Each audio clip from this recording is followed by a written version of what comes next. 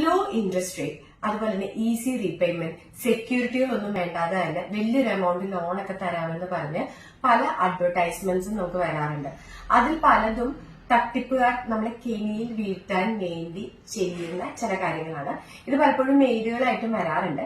ഇതിന്റെ വിശ്വാസ്യത കൂട്ടാൻ വേണ്ടിയിട്ട് പ്രശസ്തമായ ബാങ്കുകളുടെയോ അല്ലെങ്കിൽ NBFCകളുടെ എന്നൊക്കെ തോന്നിക്കുന്ന രീതിയിലുള്ള മെയിൽ ഐഡിയിൽ നിന്നൊക്കെ ആയിരിക്കും നമുക്ക് മെയിൽ വരുന്നത്.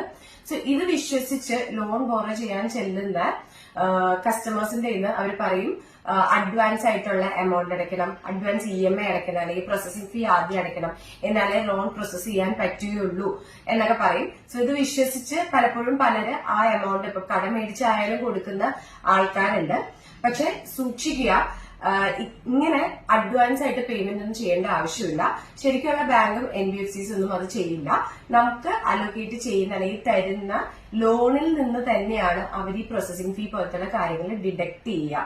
സോ സൂക്ഷിക്കുക, ഇതുപോലുള്ള തട്ടിപ്പുകളിൽ ചെന്ന് പെടാതിരിക്കുക. അതുപോലെ തന്നെ അവര് ഇതിനു വേണ്ടിയിട്ട് നമ്മളോട് പറയുന്ന കോൺഫിഡൻഷ്യൽ ഇൻഫർമേഷൻസ്, ചില പേപ്പറുകൾ കാര്യങ്ങളൊക്കെ ഉണ്ട്.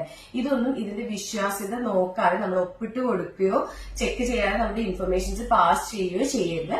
സോ ഈ ഇൻഫർമേഷൻ മാക്സിമം ഷെയർ ചെയ്യുക, അപകടത്തിൽപ്പെടാതെ സൂക്ഷിക്കുക.